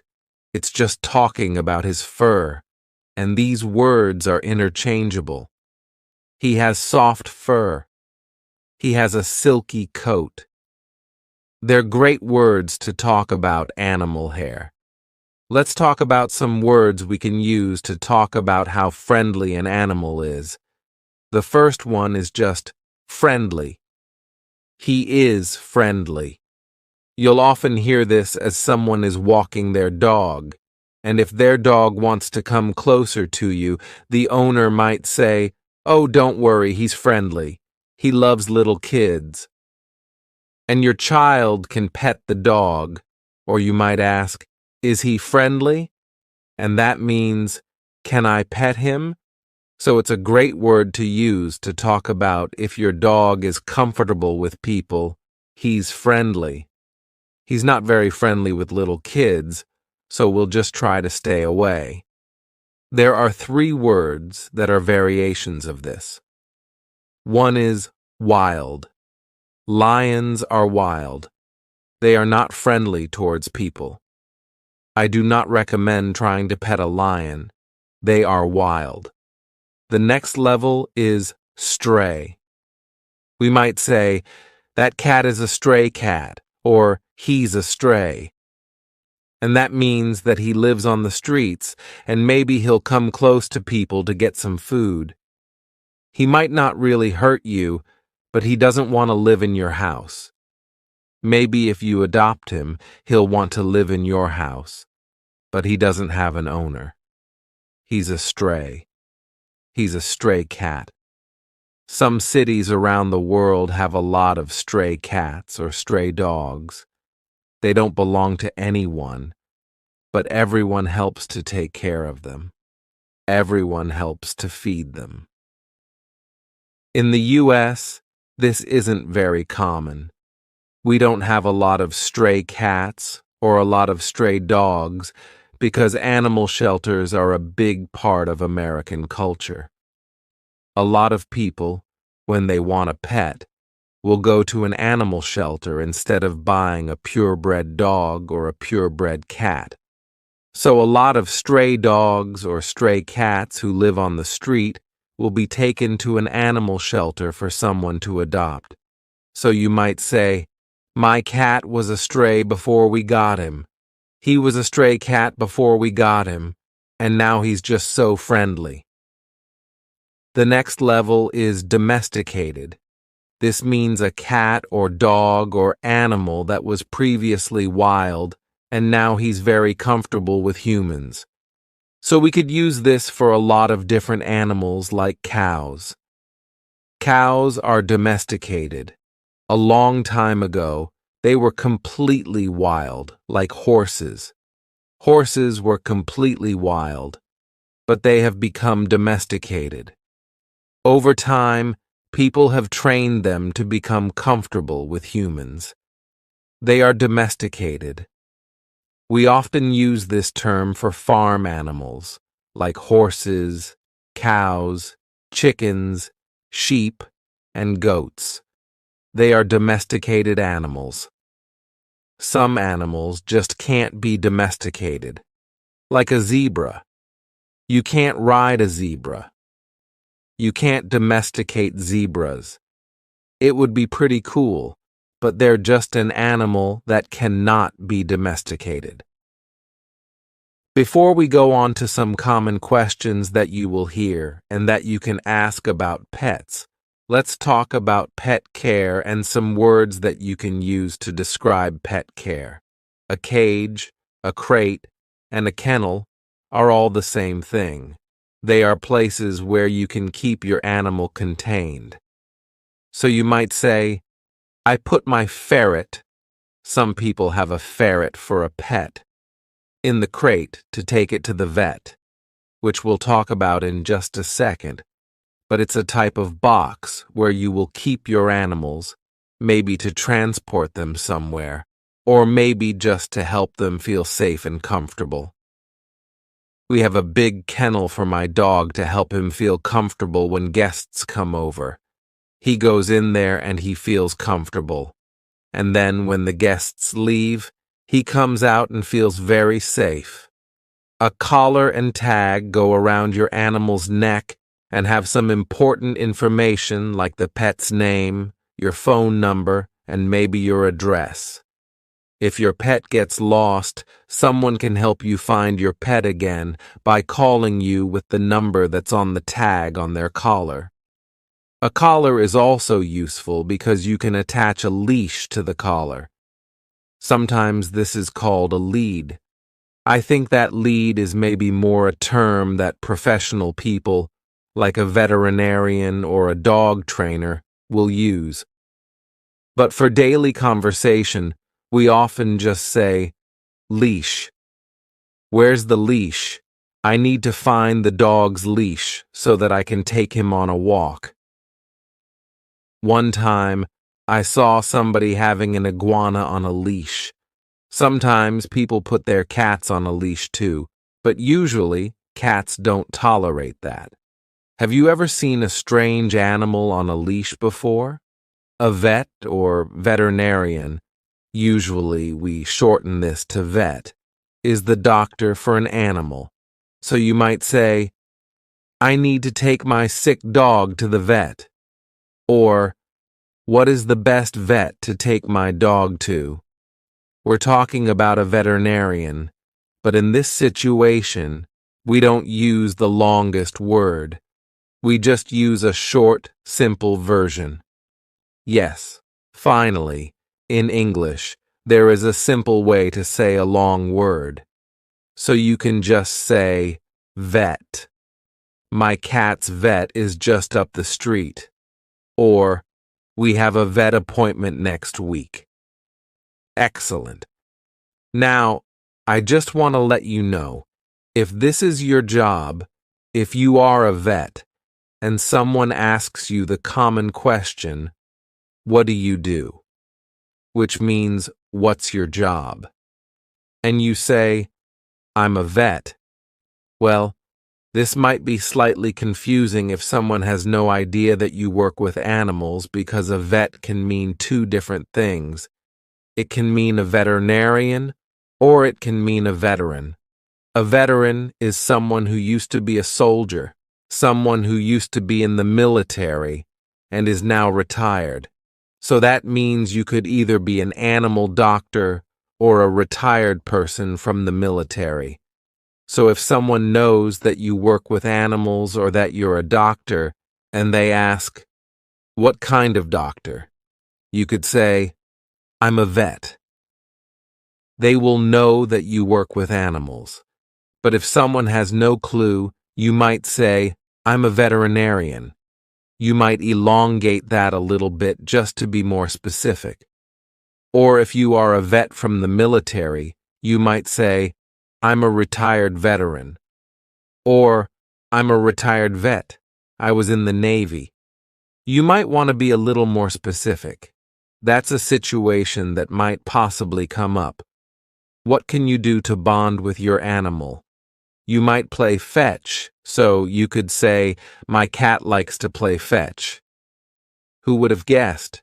Usually dogs do, but sometimes cats do too. Or you could just say this word to your dog. You have a stick. You throw the stick, and your dog runs after the stick. You could say, fetch boy, fetch the stick. So you're giving him a command about what he should do. Get the stick and bring it back to you. This is a fun game. Or you might just pet your pet. This word can be used as a noun, as we've been talking about it. I have 9 pets. But what is this gentle touching of your pet? This is the verb to pet. When you are stroking or just gently touching your animal, this is a very kind, nice thing to do. You are petting your pet. So if you're walking down the street and someone is walking a dog, and that dog seems friendly, the dog wants to talk with you, and the owner says, oh, don't worry, he's friendly. You can say, can I pet him? Great. That means that you can stroke his head, his back, or under his chin. And it's a nice way to enjoy a dog and to connect with each other. Okay. Are you ready to go on to some common questions that people will ask you about your pets and that you can also ask? Let's do it. Do you have any pets? This is a very simple and straightforward question.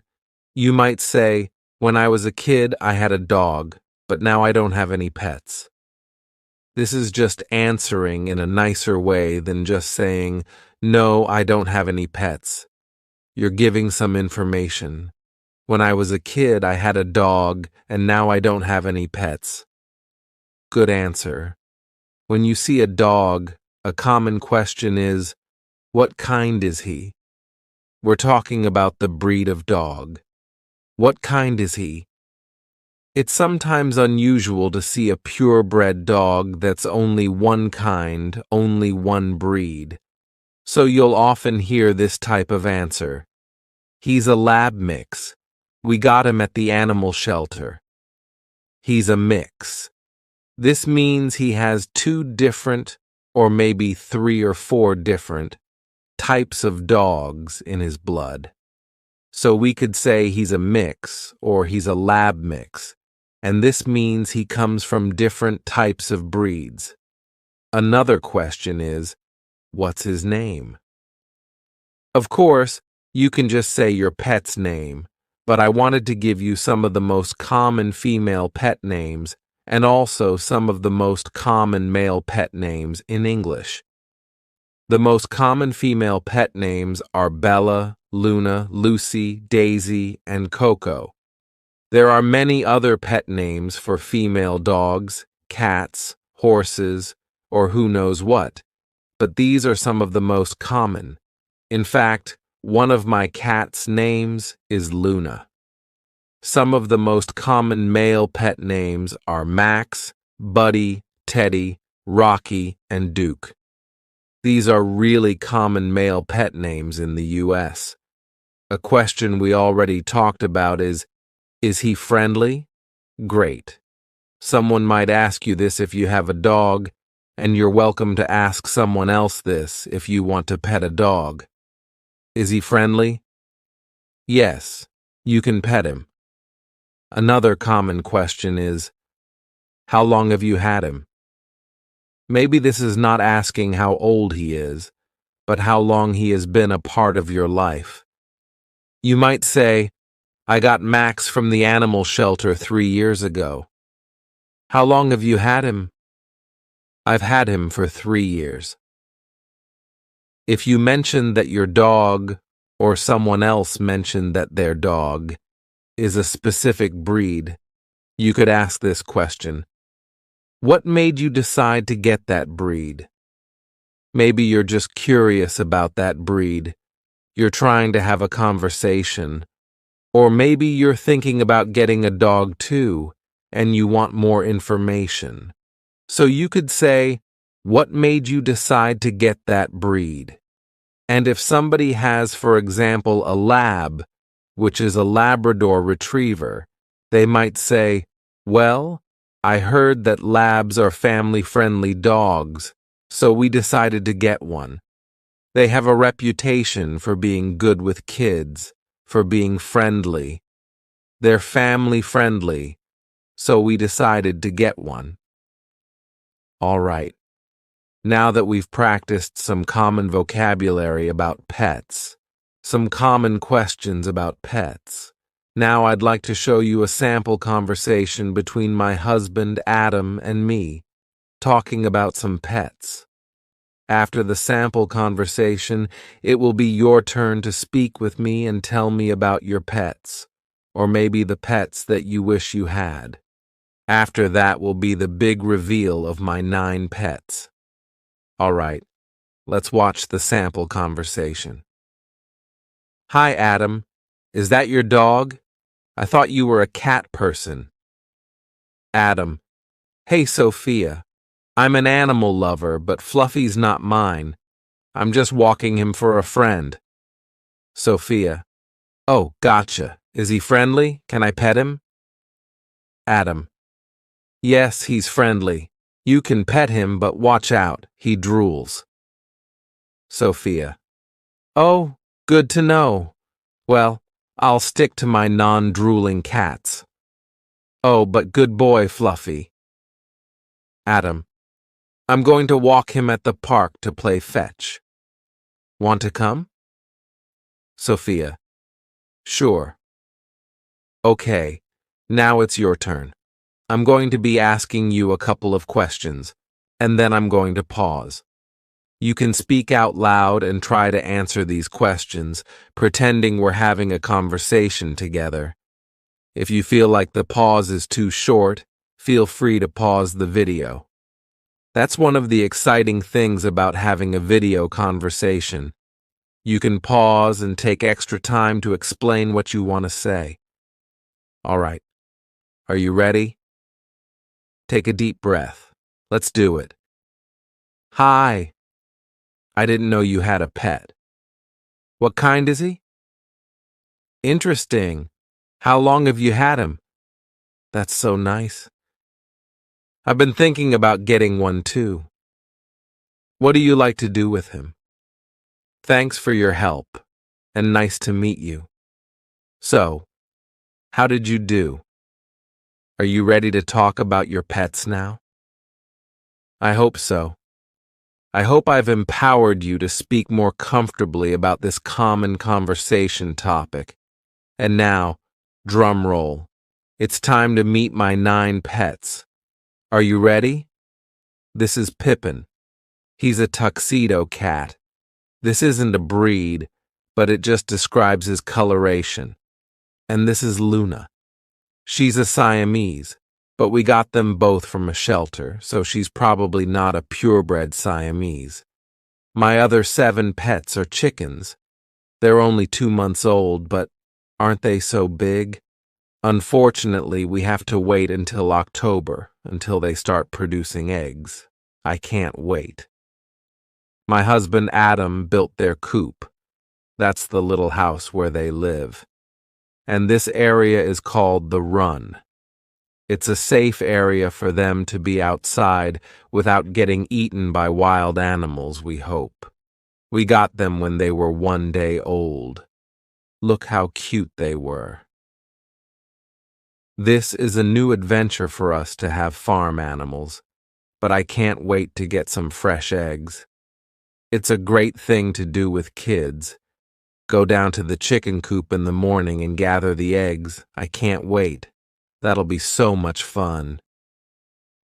All right, let's get started with some common vocabulary about jobs. The first category has to do with employment. We'll talk about unemployment later. You might say, my day job is in an office, but I'm taking some night classes to become a nurse. This expression, my day job, usually means your primary job, the way that you make the most money. It could imply that it's during the day, but if you happen to work a night shift, you can still say, my day job. This is my main job and how I make money. It's my day job. Another way to talk about your main job is to say, my 9 to 5 is in a marketing firm. My 9 to 5 talks about the hours that you work, 9 a.m. to 5 p.m. You might work different hours, like 7 a.m. to 4 p.m., or in the afternoon or evening, but we still use my 9 to 5 to talk about your primary job. My 9 to 5er. There is a new movement talking about this expression, and it's often about how people don't like their 9 to 5ers. It implies that it's just a job, something they're not satisfied with.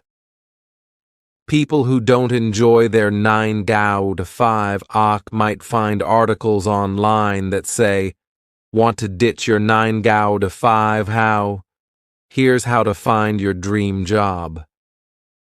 Sometimes in this modern age, 9 to 5 implies that it's just a job. I don't really care about it. It's my 9 to 5 cow.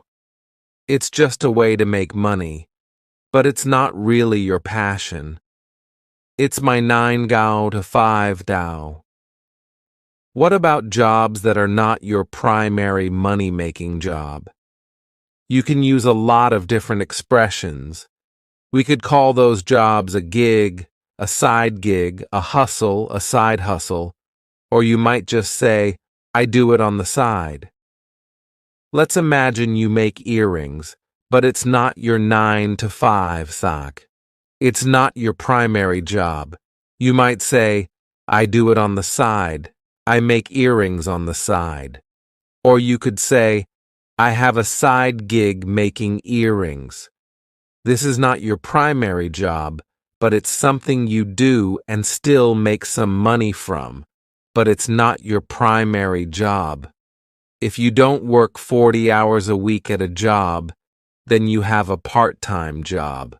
In the U.S., 40 hours per week is considered a full-time job. But a lot of jobs are part-time jobs. You might say, yep, I work a part-time job on the weekends at a restaurant. I work a part-time job. Maybe it's your main way of making money. You just work fewer hours. Or maybe it's just a side thing, or you're also a student and have a part-time job at the same time.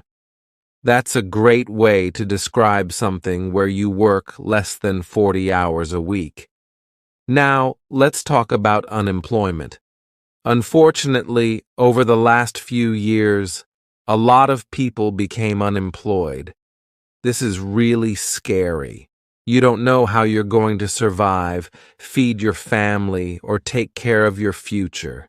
You might be laid off. Laid off means you didn't personally do something wrong, but the company either cut your position or couldn't pay for you anymore. It's not something personal.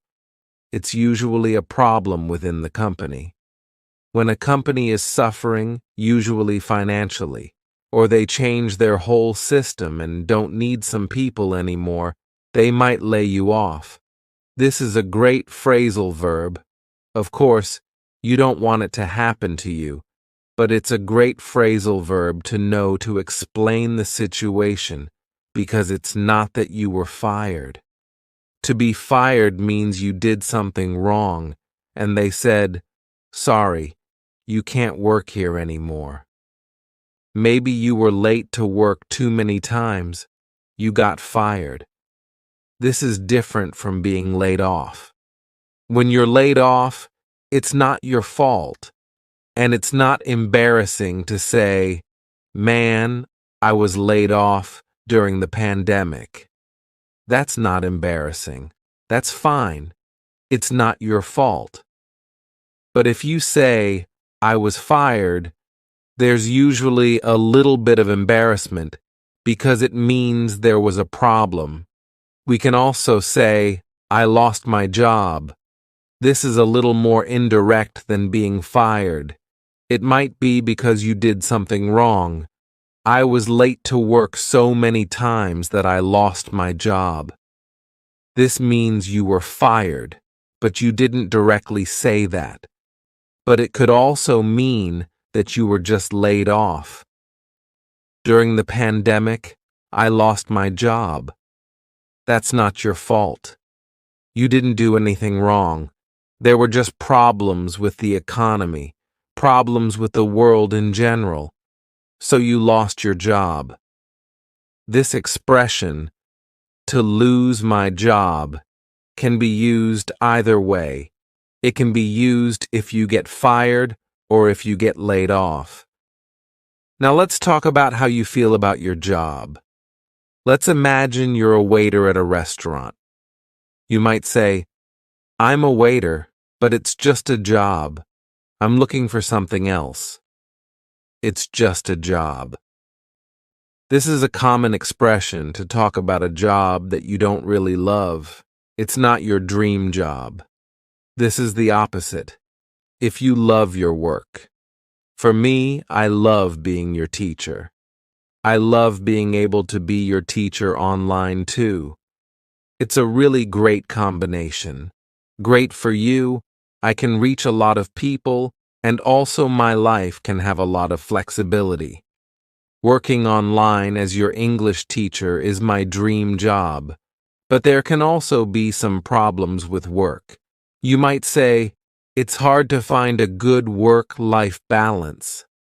This expression, "a work-life balance," is often used when you're working so much, or maybe like me, you work from home, so it's hard to have a good line between your personal life and your work life.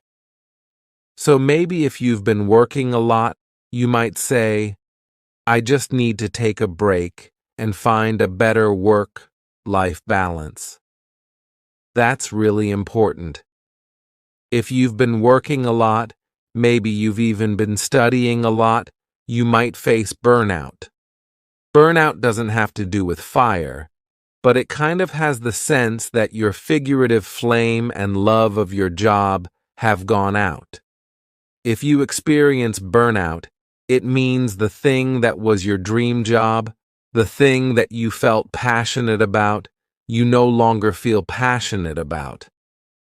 This might be temporary. This happens to a lot of people like me who create content on YouTube. You have to be creative and come up with a lot of ideas, and sometimes there aren't many good ideas.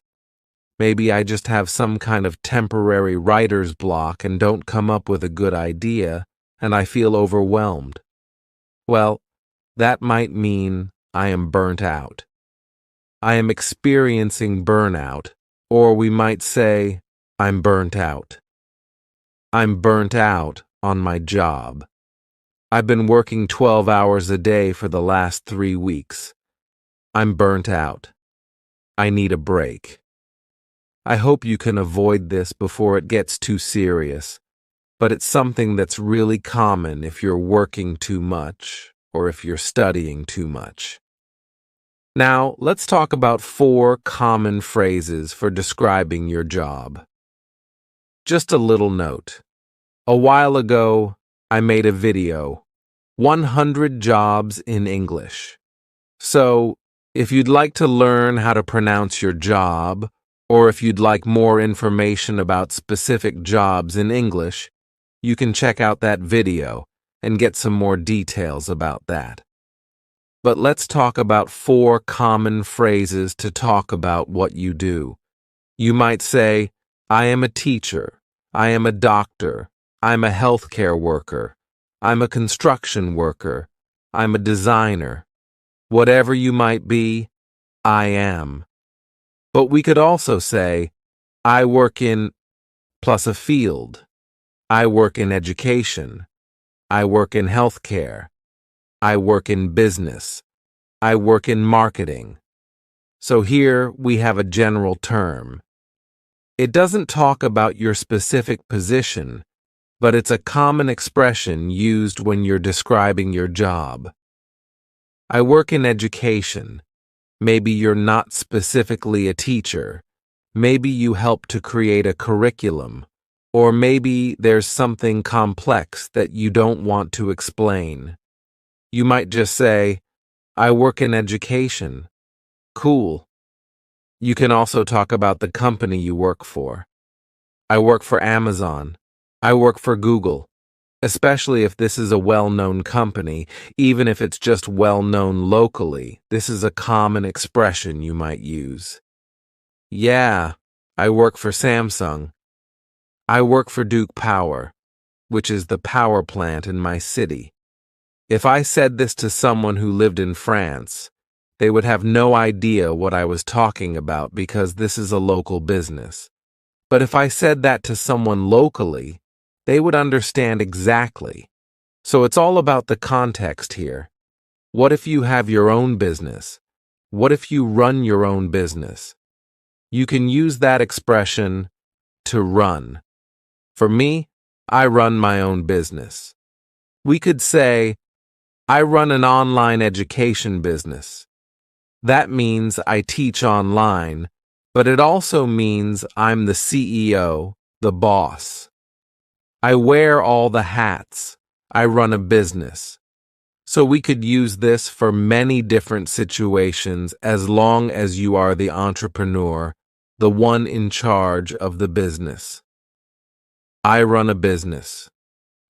Before we get to our sample conversation, of course, we need to talk about some common job questions. This is essential for daily conversation, because usually these are the questions we use in small talk. That's why this topic is really important to know about. One of the most common small talk questions after you say, Hey, my name's Sophia. Oh, nice to meet you, is, what do you do? The full expression for this is possibly, what do you do for work? But we often just say, what do you do? This doesn't mean I'm sitting here right now, talking to you. What are you doing right now? This means, what's your job? What do you do? So you might use one of those expressions we talked about earlier and say, oh, I work for Google. I work in marketing. Awesome. What do you do? Or what do you do for work? When you tell someone what you do, if they are a good conversationalist, they might ask more questions. You could ask this question too. What's that like? So you're asking about their experience. What's it like to be a nurse in the hospital these days? You might say, well, I like the doctor I work for, but it's been really intense lately and it's not my dream job. I really want to be a photographer for foster animals and help them find a new home. That's what I would love to do. I'd love to get into photography. Well, Here you just answered the question, what's that like? With a lot of juicy details that can further the conversation more. So when you ask someone, what's that like? If they give you some details, don't miss that opportunity. You can pull any of those details and say, oh, you like foster animals. Have you ever had any foster animals? Oh, I have a dog too. And you can kind of snowball the conversation. This is a great way to get more information and learn about someone else. If you're talking with someone you already know, maybe you think you know what work they do, but you're not sure, or you haven't talked with them for a while. You might ask this question, where are you working these days?